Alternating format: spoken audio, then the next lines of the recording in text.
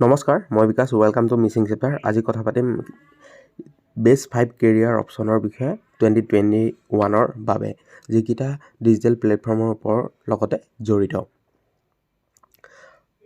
প্ৰথমটো হৈছে digital marketing. Digital product ছাৰ্ভিচৰ মাৰ্কেটিঙৰ ওপৰত হয়। বৰ্তমান ডিজিটেলি দিনত আপোনালোকে কোনোবা প্ৰডাক্টৰ মাৰ্কেটিং, কোনোবা ছাৰ্ভিচৰ মাৰ্কেটিং কৰিব পাৰে, আৰু যিটোৰ বাবে এটা ডিজিটেল মাৰ্কেটিং কেৰিয়াৰ বহুত দৰকাৰ হৈ পৰিছে। দ্বিতীয়টো হৈছে ৱেবছাইট ডেভেলপমেণ্ট।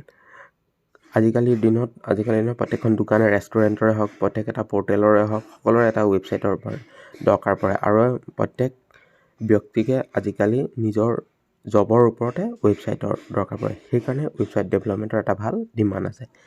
তৃতীয়টো হৈছে এপ ডেভেলপাৰ।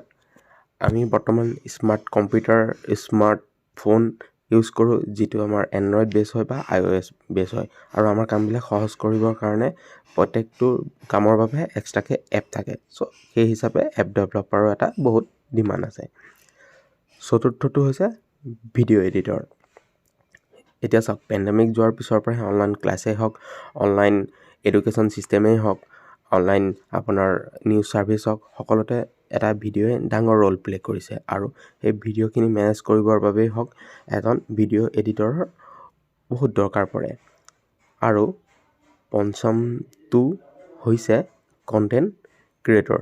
আপোনাৰ ধৰি লওক ব্লগিং হওক, কিবা এটা বিশেষ নিউজৰ ওপৰত টপিক হওক, এটা নিউজ পৰ্টেলৰ হওক, এটা ইউটিউব চেনেলৰ হওক, প্ৰত্যেকৰ বাবে এটা কণ্টেণ্টৰ দৰকাৰ হয়, আৰু সেই কণ্টেণ্টৰ কাৰণে এজন ক্ৰিয়েটৰৰ আৱশ্যক হয়। এইটো এটা ভাল আৰ্নিং জব হ'ব পাৰে।